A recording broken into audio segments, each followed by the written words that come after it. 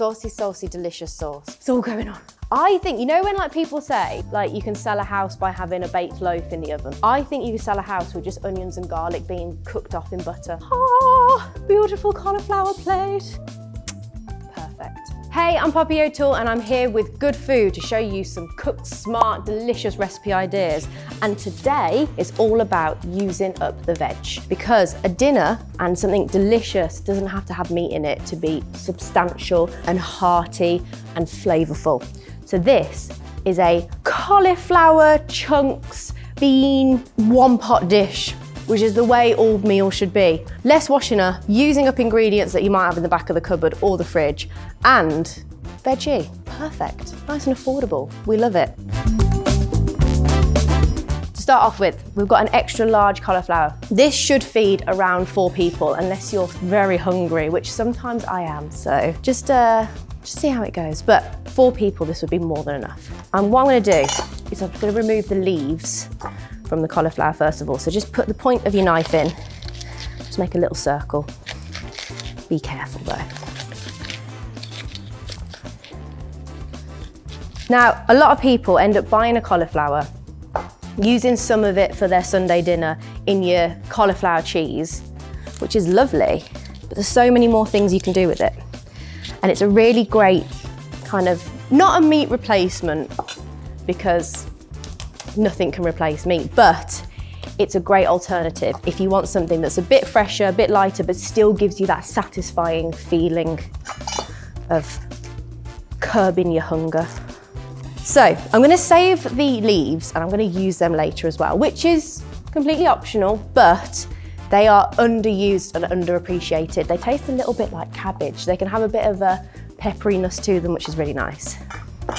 Now, once you've got your cauliflower all ready, you're gonna cut it down into chunks. So 4 to 6 sort of hefty, that's what hefty is, hefty chunks. So I'm gonna do it a little bit like a pizza, and hopefully the middle stays together and then you can keep it as wedges. But alternatively, if you haven't got a fresh cauliflower, if you've got some of the florets that are in the freezer, use that as well. Just roast them off nice and high, like we're going to, and make sure they get a good bit of colour on them. I mean, these are very large chunks. If bits fall off as well, it's absolutely fine. It's all going in the same pan. It will all get cooked off nicely. I'm gonna try for a bit of a slimmer wedge. Please stay together. Perfect. This is great, because then we've got a side to sear, both sides, and it's staying together. This is probably the fiddliest bit. Woo! Once you've got all your chunks, get them a little bit flat, and then you want to drizzle with a little bit of oil all over. A little bit like how you would sear like a steak. So you want to always oil and season your steak or cauliflower wedge rather than the pan. Season them all up with salt and pepper, and again, for that kind of richer, deeper, meatier sort of flavour, a bit of paprika as well. Adds a nice bit of colour to them. Just try and do the same on the other side. So give it a flip over. You can use a tray for this as well if you want to, or just the chopping board that you're on. I'm going to do another little sprinkle of paprika on both sides, just so that they're fully coated. My fingers are going to be tainted red for the rest of the day. You see, I said this is all in one pan so you use less stuff, but I've still managed to make a mess, and that's me. I worked in professional kitchens for 10 years. When you're making a mess, it means you're making delicious food, because you're putting a lot of effort into it. Pan is nice and hot. I've got this on almost the highest heat. Again, like you would a steak a little bit. Then just place your lovely cauliflower chunks in there. At this point, we're just looking for them to get a nice little bit of colour on there, a little bit of golden caramelisation, because we're going to whack them in the oven and let them properly cook in there. Once you've got all the cauliflower browned off on both sides, we're just going to try and fit them snug into the pan. We might have quite a lot here, but the more the merrier. Get them in and around the pan. These lovely big chunks. About 75 grams of butter. Just dot it around so that it cooks all the way through. And then that goes into a preheated oven at 180 degrees fan Celsius. We're going to cook that for around 30 to 40 minutes, just depending on the thickness of your cauliflower. So if it's really thick, you might need a little bit longer, but we'll poke it with a knife just to make sure it's nice and tender. Once your cauliflower's out and resting, keep all of the pan situation. This is flavour, this is what we want. So I've got it on a medium heat. It's got that butter and the paprika and the salt and the pepper in there. And I've just got a couple of banana shallots just chopped up. We're going to soften them in the pan. And this is the base of our saucy sauce. Saucy, delicious sauce. I've also got a couple of cloves of garlic, which very simply just grate them in. It's the easiest way to get garlic into anything.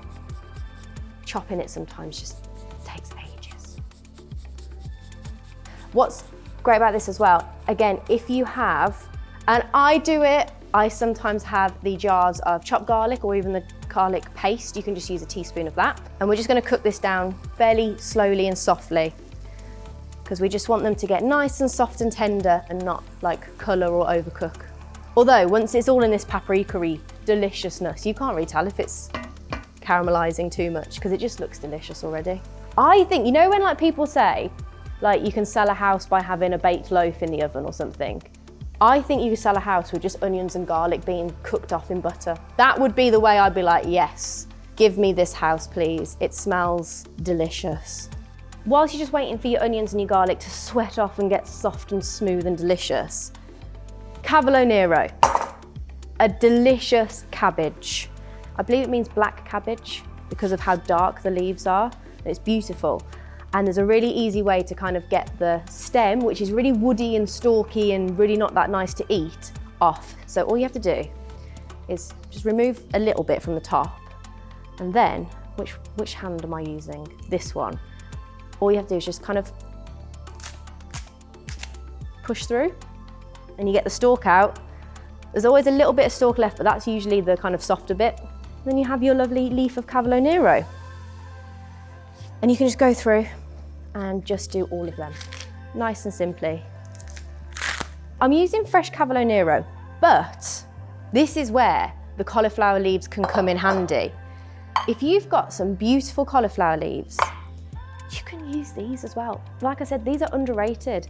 So the smaller ones, they have quite a soft sort of stem in the middle. And if you break them, that one was a bit stringy, to be fair, so ignore that one. But you can use similar sort of technique as the Cavolo Nero, but just take the leaves off. As long as they're clean, even the bigger ones are nice as well. So just take them off the kind of stalky stem. Waste not, want not. Cauliflower leaves are delicious and they can be used. Whenever I make a cauliflower cheese, the whole thing goes in. Chop it all up, however it gets chopped, and it goes in that cheesy sauce. Also, if you don't particularly like Cavolo Nero or you can't get hold of it, any sort of cabbage will do. A little bit of hispy cabbage or the sweetheart cabbage, that's beautiful, it's so tasty. Just chop it up nice and fine. Or a bit of Savoy cabbage. You also don't necessarily need to chop the Cavolo Nero, as long as you can get it torn into bite-size sort of pieces. So the onions and the garlic, or the shallots and garlic, sorry, have softened down really nicely. And I'm just gonna start deglazing the pan to make sure we get all of that lovely flavour. So we're gonna use a little bit of white wine. Now, if you don't want to use white wine, you can use stock, use a little bit of vinegar, a little bit of lemon juice. I mean, we've got stock and lemon juice already going in here, but it's not necessary, but I like it. So it's up to you whether you want to use white wine or not. It's about a small glass, and let that just boil away. Again, another lovely smell to add to that shallot and garlic and butter and a little bit of white wine. Woo! I'd buy that house. It's delicious. And it's a really good base for any sort of like cream sauces that you'll ever do, because they work so well with that flavour of cream. Another ingredient, which I do feel like people pick up, have a jar of, and don't really know where to use or how to use them, capers. They're really lovely. They add a lovely little salty, savoury punch to dishes.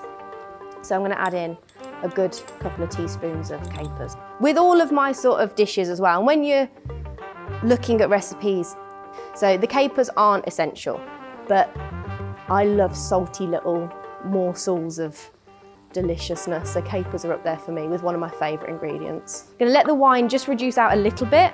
We still want a bit of flavour, but we don't want it to just taste of wine. Just give it a minute or two. So it's reduced a little bit, and you can hear it kind of gets louder because there's less liquid to kind of bubble away, so it starts to like fry. That's when it's ready to add in some cannellini beans. So again, these are just out the back of the cupboard. I've got 2 tins, just drain them off. But if you've got butter beans, would be delicious. You could do chickpeas if you wanted to. You could do haricot beans. They can go in. Now they don't need much cooking because they're already cooked. So we're just getting them in, but we want them to get nice and soft-ish. Give it a good stir. And then we've got some vegetable stock or chicken stock. As we're going veggie, we've got a veggie stock, but whatever you've got will work. And of course, something I always love, a little bit of double cream. You can use alternatives for this. So if you want to go for the lighter option, you could do maybe creme fraiche and a little bit of milk. You could do a little bit of sour cream. It will alternate the flavour slightly, but a low-fat creme fraiche will work really well in this because it just, or even a natural yogurt or something like that, because it just gives that thickness that we're looking for and just cuts through. We've got quite sharp flavours, and then you cut through with like a bit of creamy richness. Give it a mix, and then we're going to bring it to the boil. Let it bubble for a little bit so it all emulsifies together and becomes this thick, rich sauce that sits underneath our big cauliflower chunks. After it's kind of bubbled away for a few minutes, you can get the cavolo nero in, and if you're using them, the little cauliflower leaves.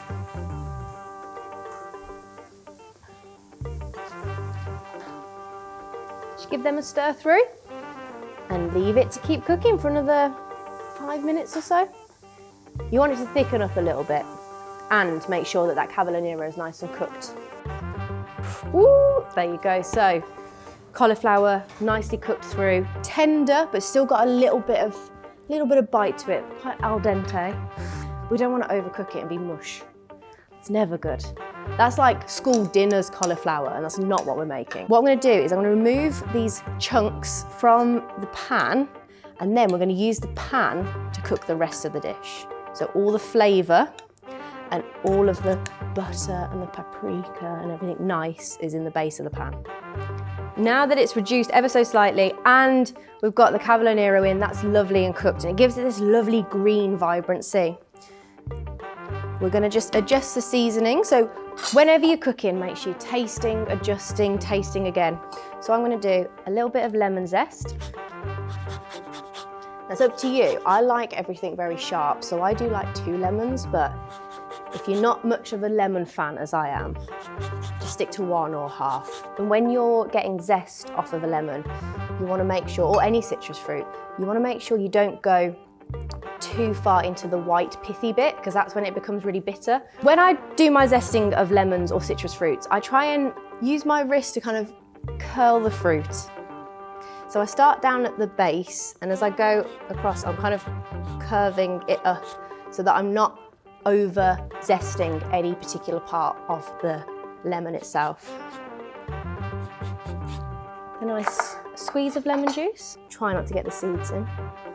So you can use your hands as a little sieve. In my house as well, I say, if you do get a lemon pip, you're lucky, you get to do the washing up. Just to finish it, a little bit of salt and pepper. And then we can top it with that lovely, delicious cauliflower. And what's great about this dish as well is you can serve it like a feast at the table. So again, we're going like no meat. So if you serve this up, it's like you're serving up that big like carving joint. This goes on the table, right in the middle, and people can just help themselves. And it's got everything you need in it. Ah, beautiful cauliflower plate. Now we've got to try and finesse it so it looks pretty. And there's a lot of cauliflower. It's fine. Which is kind of down bottom there. That's a little one that can go under there. Kind of want to see some of the beans underneath, so I'm going to try and build this structure. There's a bit of height and it looks kind of appealing to get into. That's it. Once we've got it all in situ, I just like to pull up some of the little green bits so you can see them. A little sprinkle of chopped parsley. Again, just adding a little bit of vibrancy at the end. And a little bit of olive oil. And that is your masterpiece, mega veggie, one pot cauliflower dinner. Now it's time to serve her. So you want to get a good bit of the beanie liquid. That sits at the base of your plate, bowly plate. Oh, it smells so good. And there's plenty to go around. I'm gonna get a bit more cauliflower on there. Perfect. That is a bowl of hearty, delicious, fresh, easy, just kind of feels good for you. And you've used a load of stuff out the cupboard in tins and any old veg you can find. Time to dig in. Get a little bit of bean. Come on, Collie. Probably need a knife and fork for this. It's fine. It's so comforting, but it's got that fresh of like lemon going through it. Gives it a bit of a kick. And then it's just vibrant, but really, really homely at the same time, which is what you want for dinner. After a long day, this is beautiful. And make sure if you want some more Cook Smart content and recipes, head over to the Good Food website and also check out the Good Food app. And check out me while you're there.